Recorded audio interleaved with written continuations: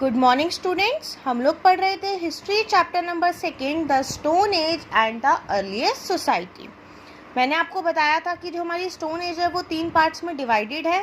Palaeolithic as जिसको हम old stone age बोलते हैं, मेसोलिथिक एज जिसको हम मिडल स्टोन एज बोलते हैं और नियोलिथिक एज जिसको हम न्यू स्टोन एज बोलते हैं। सबसे पहली है पैलियोलिथिक एज। जो हमारी पैलियोलिथिक एज है वो भी फर्दर 3 पार्ट में डिवाइडेड है। लोअर पैलियोलिथिक जिसको हम अर्ली ओल्ड स्टोन एज बोलते हैं, मिडल पैलियोलिथिक जिसको हम मिडल ओल्ड स्टोन एज बोलते हैं और अपर पैलियोलिथिक जिसको हम अपर ओल्ड स्टोन एज बोलते हैं। सबसे पहले आती है हमारी lower palaeolithic. This age is considered as the formative age. During this age many part of earth were covered heavily with the ice and the climate was extremely cold। इस as तक हमारी जो अर्थ थी वो ज़्यादातर आइस से cover रहती थी और क्लाइमेट जो है अर्थ का बहुत ठंडा रहता था। Geologist defined this cold period as ice age और प्लेस्टोसीन पीरियड। जो जियोलॉजिस्ट हैं उन्होंने इस कोल्ड पीरियड को आइस एज से डिफाइन किया है। जो मोस्ट कॉमन टूल है इस एज के वो है हैंड एक्स, जो कि ज़्यादातर ट्रीज़ को चॉप यानी कि कट करने के लिए और एनिमल्स को हंट करने के लिए यूज़ किया जाता था। These tools are also known as chopper, इसीलिए इन टूल्स को चॉपर भी कहा जाता था। इंडिया में ये जो टूल्स हैं वो ज़्यादातर पंजाब में और नर्मदा रिवर जो कि मध्य प्रदेश में है उसके बैंक पर पाए जाते थे। फिर आता है मिडल पैलियोलिथिक। मेन टूल जो इस एज का है वो है बोरोर और स्कैपर्स जो कि स्टोन से बने होते हैं। ये टूल्स जो हैं वो इंडिया में अलग अलग जगह पे पाए जाते हैं, जैसे कि नर्मदा रिवर के बैंक पर और सोन वैली जो कि पंजाब में है। फिर आता है हमारा upper palaeolithic. Upper palaeolithic age जो है वो फाइनल फेज है आइस एज की। ये एज जब एंड हुई थी जब एग्रीकल्चर जो है वो सेट हो गए थे। इन लोगों को एग्रीकल्चर के बारे में पता लग गया था कि हम एग्रीकल्चर कैसे कर सकते हैं। During this age the climate change dramatically. इस एज पर जो क्लाइमेट है वो चेंज होता था। From cold it become warm, ठंडे से गर्म हो जाता था। The tools used by human during this age were blade and burins. जो टूल्स यूज होते थे वो थे ब्लेड और बरन्स। फिर आता है डिस्कवरी ऑफ फायर, फायर की discovery. During this period early humans learn to light fire. इस पीरियड तक जो अर्ली ह्यूमंस थे यानी अर्ली मैंस थे उन्होंने फायर को जलाना सीख लिया था। It was one of the greatest discovery made by early humans.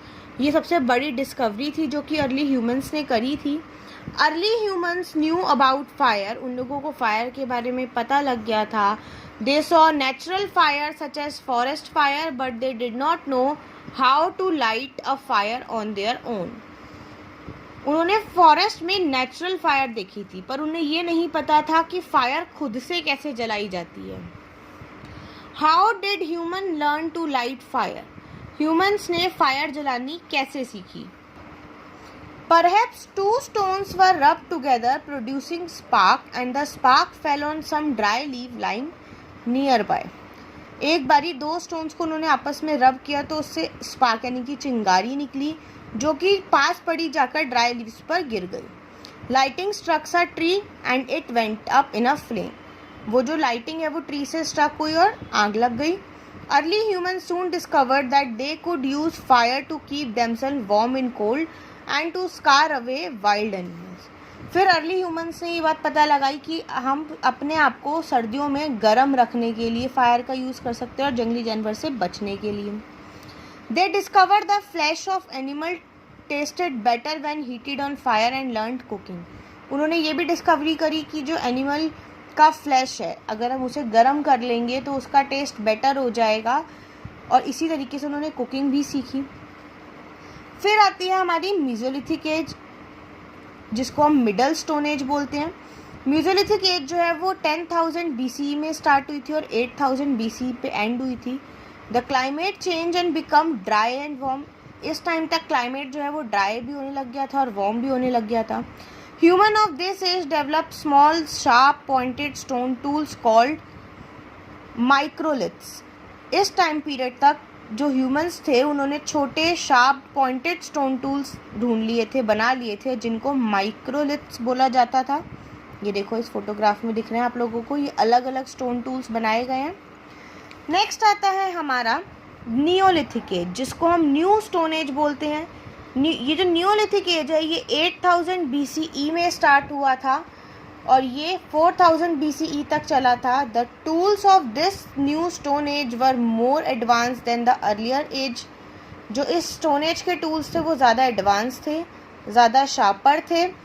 They sparkle due to polishing technique used over them. Polishing technique की मदद से उनको स्पार्कल यानी कि शाइन दी जाती थी।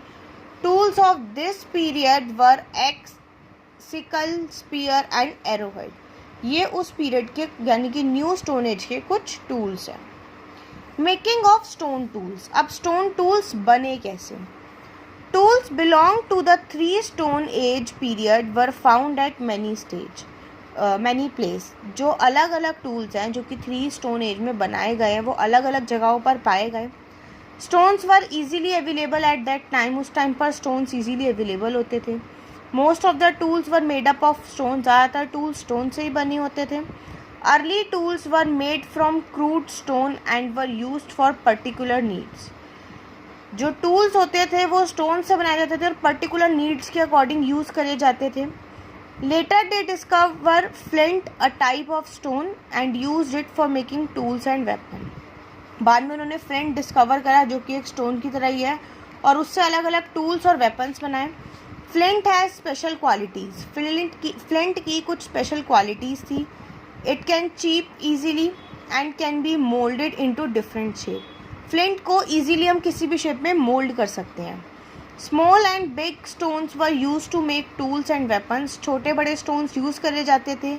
X head, hammer and chopper were made from big stones. Axe head, hammer और चॉपर जो है वो बड़े स्टोन्स यानी बड़े पत्थरों से बनाया जाता था। The axe head was tied to a stick which made it more efficient tool.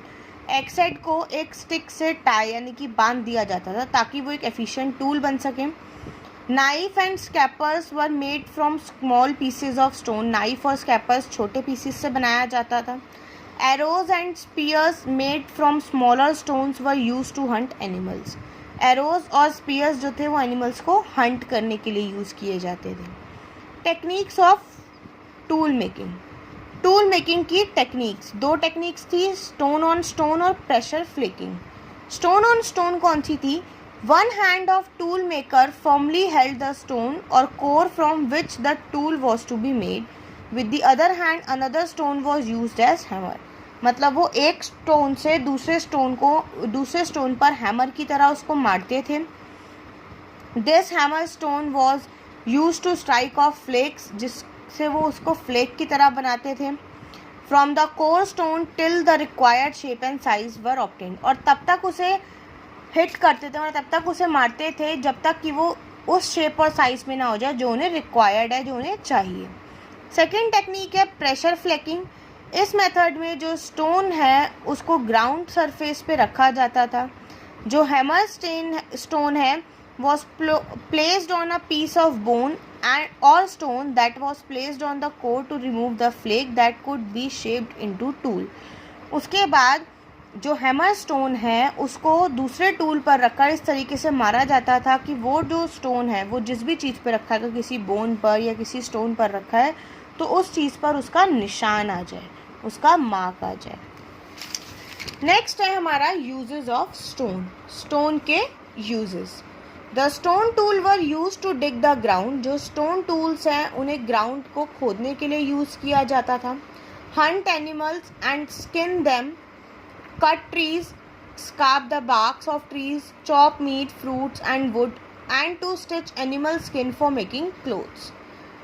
जो भी चीज़ वो एनिमल्स से लेते थे उनको हंट करने का, उनकी स्किन या फिर फ्रूट्स, वुड, इन सब को प्रॉपर शेप साइज देने के लिए, कट करने के लिए, चॉप करने के लिए, इनको स्टिच करने के लिए, एनिमल्स की स्किन को स्टिच करके वो क्लोथ्स बनाते थे। इन सब के लिए क्या यूज़ होता था? स्टोन यूज़ होता था।